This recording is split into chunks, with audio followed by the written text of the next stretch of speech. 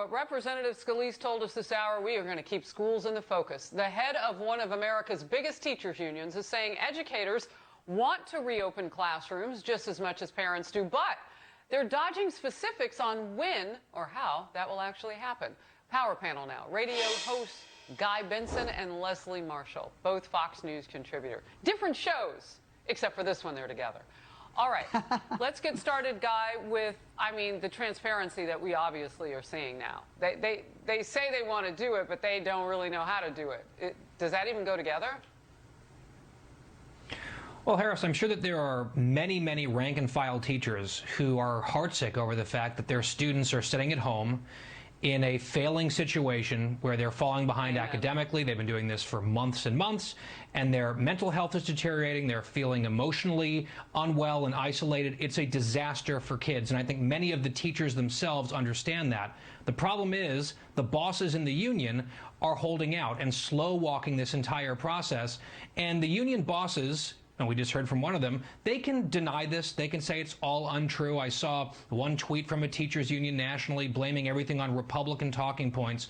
The proof is in the pudding and what they are doing and what they're not doing. And just to Claudia's segment that we watched, her package a few minutes ago on this show, Harris, we know that millions of kids have been in school since the fall, this academic year. Public school kids and overwhelmingly private school kids, they've been gathering in person, in classrooms, and it's been overwhelmingly safe. There's no special mystique around private schools. They've been doing it safely. Public schools can too. There's an obstacle, and the obstacle is overwhelmingly the unions. All right, I want to get to Congressman Scalise, and then Leslie, I'll come right to you. This is earlier, moments ago on Faulkner Focus. We ought to be opening up every school in America right now. The money's there to do it. There's over $60 billion still out there from the previous bipartisan bills to safely reopen schools. They're going to give another $100+ billion. And you saw the president's spokesperson yesterday said it's not even going to require them to open up schools. They just get the money. Leslie. Well, a couple of things. First of all, the federal government doesn't decide or make the decision for schools to open. That's done on a state level and even further within school districts within those states. And if you look additionally, which Guy didn't point out, I'm in Los Angeles County, second largest school district in the entire United States. We have very different COVID rates than perhaps a very rural district in a much smaller state. So you can't just have one rule that applies to every single state or every single district within the state. For example, just sitting there help? Mid-March in California, in Los Angeles, 3 through 6 are going back to school based on the numbers, based on the science. And to the point of the unions, let me give you an example here, Harris. Some schools have 4 unions to contend with, or at least 3.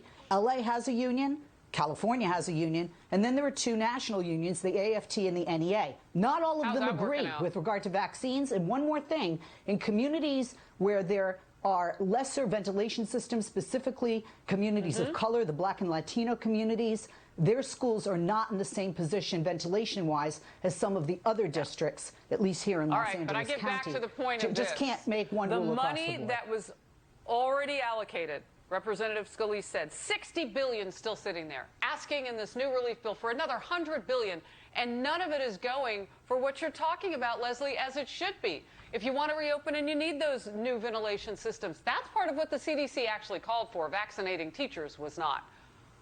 I literally could talk about this for hours because this is our future. Did you hear the little girl, Guy, that you mentioned from Claudia's report? She said, my brain feels like it's turning to mashed potatoes. We need to get the little ones especially into classrooms. They learn better at those ages. Educators have been saying this for a year.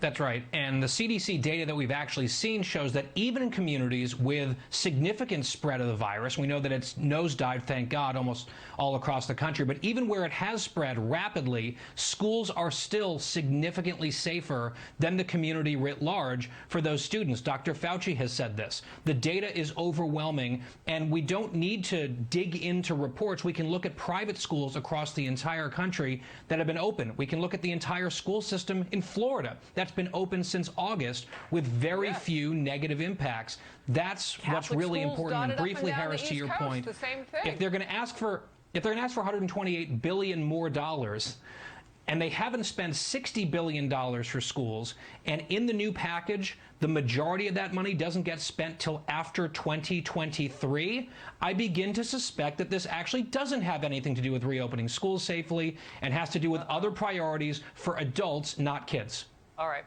I got to wrap you. And Leslie, you put something into the conversation that was so important. I did not know that there are literally schools in their constellation with more than one union to deal with.